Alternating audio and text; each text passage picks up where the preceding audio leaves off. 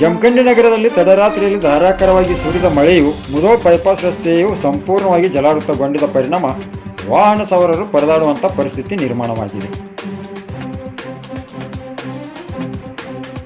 ಪಕ್ಕದಲ್ಲಿ ಕನ್ನಡ ಶಾಲೆ ಹಾಗೂ ಉರ್ದು ಶಾಲೆ ಇದ್ದು ರಸ್ತೆ ಸಂಪೂರ್ಣ ಜಲಾವೃತವಾಗಿದ್ದರಿಂದ ಶಾಲಾ ಮಕ್ಕಳು ಶಾಲೆಗೆ ಹೋಗಲು ಹಿಂಜರಿತಿದ್ದಾರೆ. ಮಳೆಯ ನೀರು ಮನೆಯೊಳಗೆ ನುಗ್ಗಿದ ಪರಿಣಾಮ ದವಸ ಧಾನ್ಯಗಳು ಹಾಗೂ ದಿನನಿತ್ಯದ ವಸ್ತುಗಳು ನಾಶವಾಗಿದ್ದ ಘಟನೆ ಸಂಭವಿಸಿದೆ. ಸ್ಥಳಕ್ಕೆ ಮಾಜಿ ಶಾಸಕ ಆನಂದ್ ನ್ಯಾಮಗೌಡ ಹಾಗೂ ಉಪವಿಭಾಗಾಧಿಕಾರಿ, ಲೋಕೋಪಯೋಗಿ ಇಲಾಖೆ ಅಧಿಕಾರಿ, ನಗರಸಭೆ ಅಧಿಕಾರಿಗಳು ಹಾಗೂ ನಗರಸಭೆ ಅಧ್ಯಕ್ಷ ಪರಮಾನಂದ ಗೌರವಜಿ ಅವರು ಭೇಟಿ ನೀಡಿದ್ದಾರೆ.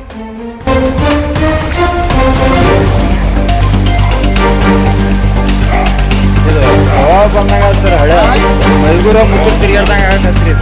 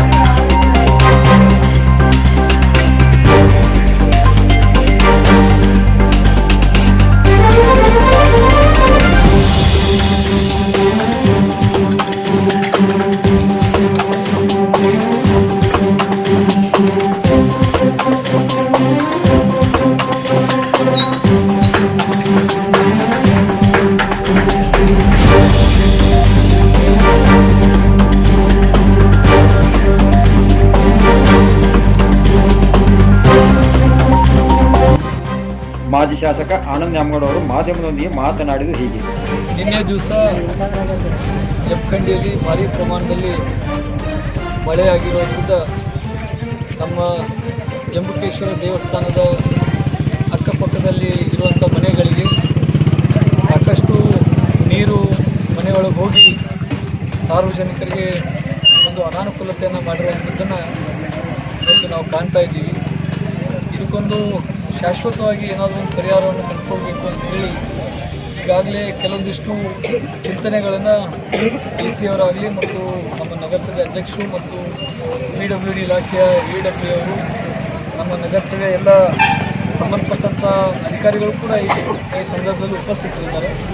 ಇದಕ್ಕೆ ಏನು ಒಂದು ಶಾಶ್ವತ ಪರಿಹಾರ ಕಟ್ಕೊಳ್ಬೇಕು ಅನ್ನೋಂಥ ಒಂದು ನಿಟ್ಟಿನಲ್ಲಿ ಆದಷ್ಟು ಬೇಗ ಒಂದು ಸೊಲ್ಯೂಷನನ್ನು ಕಂಡುಹಿಡಿತೀವಿ ಮತ್ತು ಆ ಒಂದು ಸೊಲ್ಯೂಷನನ್ನು ಕಾರ್ಯರೂಪಕ್ಕೆ ತರುವಂಥ ಪ್ರಯತ್ನವನ್ನು ಕೂಡ ಮಾಡಬೇಕು ಅಂಥೇಳಿ ನಗರಸಭೆಯವರು ಮತ್ತು PWD ಇಲಾಖೆಯವರು ಈಗಾಗಲೇ ಹೇಳಿದ್ದೀವಿ. ಅದಕ್ಕೊಂದು ಪರ್ಯಾಯವಾದಂಥ ಒಂದು ವ್ಯವಸ್ಥೆಯನ್ನು ಅವರು ಹೇಳಿದ್ದಾರೆ. ಅದ್ರ ಬಗ್ಗೆ ಕೂಲಂಕಷವಾಗಿ ಇನ್ನಷ್ಟು ಪರಿಶೀಲನೆ ಮಾಡಬೇಕಾಗಿತ್ತು. ಅದನ್ನು ಮಾಡಿದರೆ ಸರಿ ಹೋಗ್ತದೆ ಇಲ್ಲ ಅನ್ನೋ ಬಗ್ಗೆ ನಾವು ಇನ್ನಷ್ಟು ಪರಿಶೀಲನೆ ಮಾಡಿ ಚರ್ಚೆ ಮಾಡಿ ಒಂದು ತೀರ್ಮಾನ ತಗೊಳ್ಳುವಂಥ ಕೆಲಸ ಮಾಡ್ತೀವಿ.